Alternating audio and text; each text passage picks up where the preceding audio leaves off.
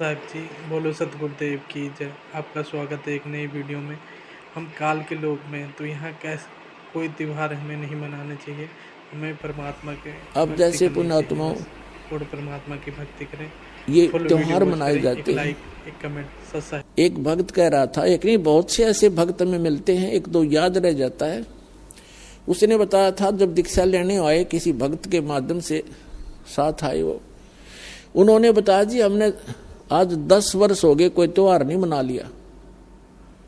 कारण क्या है कि कभी तो हमारा एक 5-4 मेरे चाचा ताऊ 5-6 भाई थे, उनमें कभी तो किसी की मृत्यु हो जाती है, किसी खास जवान की, कोई बहन विधवा हो जाती है या घर का सदस्य मर जाता है। हमने 10 वर्ष हो गए कोई त्योहार नहीं बना लिया। तो पुण्यात्माओं, अब वो त्योहार क्यों नहीं मना रहे?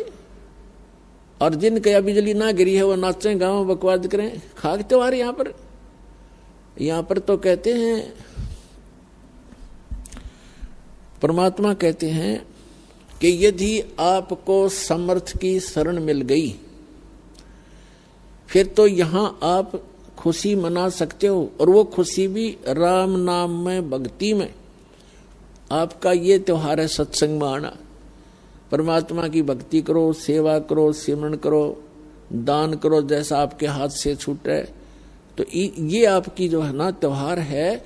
इसके अतिरिक्त आप क्या देखा दास ने, ये होली मनाते हैं। होली जब से हमें ज्ञान हुआ है, हमारे बच्चे भी नहीं करते, छोटे छोटे बच्चे भी अपने घरों में रहते हैं, उस दिन बाहर नहीं निकलते, क्योंकि समाज में ये ज्यादा परंपरा प्रचलित है। तो उस दिन क्या करेंगे, गंदा पानी, रेत, गाँव में मतलब बहुत बुरा हाल है, और लाल मुंह कर लेंगे बांदर की तरह, सारे दिन धक्के खांदे आंडे, और हम अपना बैठ कर भजन करें दरवाजा बंद करके। अब जैसे अब ये आएगी, क्या नाम, पूर्णमासी, रक्षाबंधन कहते हैं, सारी उल्टी परंपरा काल की। एक बहन बता रही थी जब दीक्षा ली उसने, और ये उसको ये सब मर्यादाएं बताएगी, सत्संग सुनाए जाते हैं। पहले थोड़ी संगत थी, 100, 200, 400 भक्त आ जाते थे, बैठ जाते थे, सब अब अपनी सुनाया करते थे मेरे पास बैठ के। तो एक बहन कह रही थी, जी आप, पहली बार तो मैंने दुख हुआ था इस बात का जब ये सुना कि भाई रक्षाबंधन भी भाई का नहीं बांधना है। तो अब मुझे पता चला कि मैं रक्षाबंधन वाले दिन अपने भाई के रक्षा बांधने के लिए गई थी, रक्षाबंधन राखी बांधन खातिर गई थी, और मेरा भाई किसी कामवश मोटरसाइकिल पर गया हुआ था और उसकी इंतजार कर रही थी। अब क्या हुआ कि शाम के समय दुर्घटनाग्रस्त हो गया मेरा भाई, मृत्यु होगी, और उसका शव आया। ओए होए, अब पुण्यात्माओं, हम रक्षाबंधन किस लिए बांधते हैं भाई का, बहन, कि हमारी रक्षा करे। अब जब वो अपनी ही रक्षा नहीं कर सका, भाई की रक्षा, बहन की रक्षा कहां से कर देगा? जो रक्षा करने वाला है परमात्मा का रक्षाबंधन बांधो, और उसका रक्षाबंधन है पुण्यात्माओं, उसका नाम लो, उसकी शरण में आ जाओ। भाई की भी रक्षा और बहन की भी रक्षा, बच्चों की भी रक्षा, अपनी भी रक्षा, पति पत्नी की भी रक्षा। तो हम भूल चुके हैं इन परंपराओं में, परमात्मा को भूल गए और अपने ही इस मकड़ी वाले जाल में फंस कर जीवन नाश कर जाते हैं। तो पुण्यात्माओं, इन परंपराओं से हमने वापस होना पड़ेगा और उसी मार्ग पर आए। हम जैसे सफर कर रहे हैं तो सफर के अंदर ज्यादा सामान लेकर के नहीं चला जा सकता।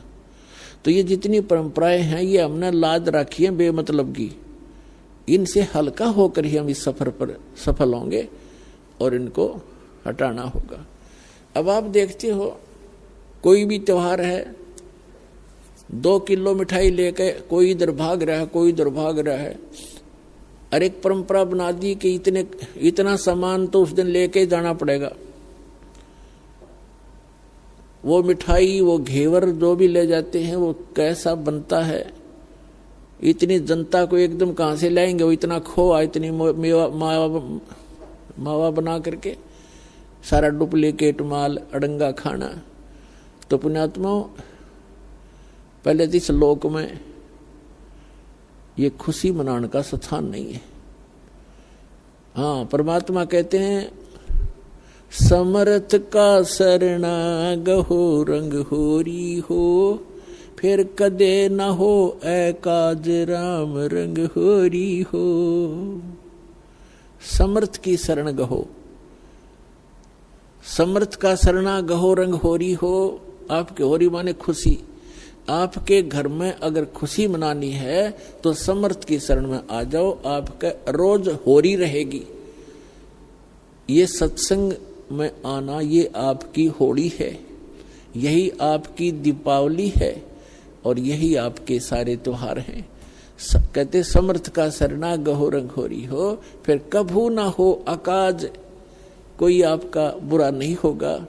राम रंग होरी हो, राम के नाम की या खुशी बनाओ। फिर तो इस प्रकार हमने इन अपनी मर्यादाओं को भी सीमित करना है और भक्ति तभी हमारी सफल होगी। पुण्यात्माओं क्या बताते हैं,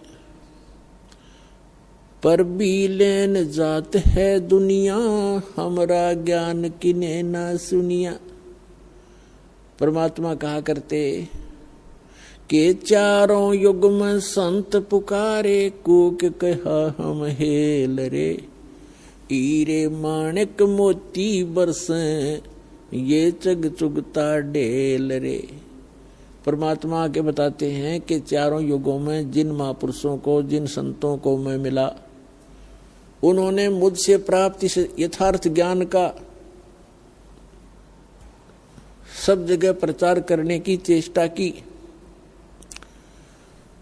और मैं भी आकर के ऊंचे स्वर में सबको आवाज लगा लगा कर सुनाता हूँ। कबीर परमात्मा जी ये हमारे मालिक हैं, ये हमारे हमदर्द हैं, ये हम सभी के जनक हैं, और ये हमारे लिए भटक रहे हैं, ये हमारे लिए तड़फ रहे हैं कि ये फंस गए काल के। और यहाँ कोई जीवन है इनका? मनुष्य जीवन में सुखी नहीं, फिर गधे कुत्ते सूअर बनकर कहाँ क्या आहार करोगे, कहाँ पढ़ोगे, कहाँ रहा करोगे। और यहाँ पता नहीं कब क्या हो जाए इस परिवार। आज हम बड़ा पूरा परिवार है, खुशी का ठिकाना नहीं है, बच्चे हैं, ब्याह हो गया, अच्छी रोजगार है, खुशी है। अरे एक मिनट में ना जाने घर के 3-3 सदस्य इकट्ठे मर जाते हैं, परिवार के परिवार नष्ट हो जाते हैं दुर्घटना में। तो परमात्मा कहते हैं काल ने तुम्हारी रोल बार रखी है, काल ने तुम्हारे को मूर्ख बना रखा, भ्रमित कर रखा, तुम इतना ही दिखा, तुमने इससे आगे दिखाई नहीं देता। तो परमात्मा हमारे मोतियाबिंद का ऑपरेशन करने के लिए आते हैं और कहीं भी खड़े होकर के आवाज लगाने शुरू कर देते हैं। कबीर साहब कहते हैं मैं रोवत हूँ सृष्टि को, ये सृष्टि रोवे मोहे, गरीबदास इस वियोग को समझ न सकता कोई। ये आत्मा भटक रही है, परमात्मा को रोती फिर रही है। हे समर्थ, हे सर्व सुखदाई, हे सब पापों के नाश करने वाले, हे सब संकटों के दूर करने वाले, काटने वाले भगवान, हमें सुख दे। प्रधानमंत्री के सत्र का काम और पटवारी का एप्लीकेशन लगा रहे हम। कहाँ जाते हैं? मंदिर में मूर्ति पे, या मस्जिद में बैठकर करते हैं, या कहीं और जैसे चर्च में, गुरुद्वारों में, या किसी देवताओं को हम अर्जी लगाते हैं। तो वो अर्जी, वो भले ही आपकी अर्ज सुन रहे हैं लेकिन वो कर कुछ नहीं सकते। समर्थ का शरणा गहो रंग होरी हो, कबू ना हो अकाज राम रंग होरी हो। तो समर्थ की शरण में जाने से हमें लाभ होगा। तो वो परमात्मा कहते हैं कि मैं रोवत हूँ सृष्टि को, और ये सृष्टि रोवे मोहे, ये मुझे खोज रहे हैं। ये सारे सुख देने वाले, हमारे सब संकट का निवारण करने वाले, तीनों ताप के नाशक, हे परमात्मा आप हमें सुख दो। लेकिन जहां अर्जी लगानी चाहिए थी वहां